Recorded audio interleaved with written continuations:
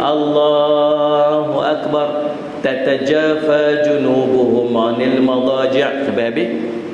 Tiba-tiba bunyi letupan dekat dalam kawasan masjid. Prop. Kawan yang solat sebelah ni, yang jadi saksi, dia kata, kami ingatkan ada mercun, letusan bunga api. Rupa-rupanya dia sedang bawa ada tembakan berlaku dalam masjid. Bila kawan sebelah dia jatuh rumah, rupanya ada seorang orang Israel, tentera berwarga negara Amerika yang duduk dalam kawasan Hebron tu. Dia masuk ke dalam masjid dan randomly tembak 20 orang yang sedang solat subuh pagi itu di masjid syahid. Orang kampung semua keluar, masjid dikepung, 30 orang lagi syahid pada hari itu di luar. 50 orang semua hari itu. Dan masjid itu ditutup selama 9 bulan. Siapa pun tak boleh masuk. Selepas dibuka 9 bulan, kawasan masjid itu dipagar keliling. Hanya dibuka beberapa pintu untuk masuk. Nak masuk ke pintu mesti melalui checkpoint. Orang askar Yahudi jaga, kena tunjuk dia punya IC semua. Ada pintu pagar yang pusing tu. Tahu tak pintu pagar pusing tu kan?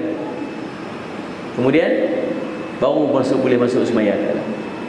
Hari dia masuk tengok sallallahu alaihi wasallam Muhammad. Tengok lebih 60% daripada kawasan masjid itu telah ditukar menjadi sinagog. Tahu sinagog? Kuil Yahudi. Kalau saya nak bagi gambaran macam masjid kita ni, macam ni masjid kita ni, masjid dia memanjang lagi ni. Panjang ke belakang betul lah. Tiang belah muslimat ni, dia tarik dinding, tarik mai sini sampai tang hujung sini, dia lintang mai kot ni. Yang bahagian ujung kecil belah sini dengan depan ni, ni orang Islam punya. Yang besar ni, yang ni jadi kuil orang Yahudi. Sakit hati anda dengar? Sakit hati tak? Sakit hati yo. Kita pergi tengok pun kita rasa sakit hati yo. Kan?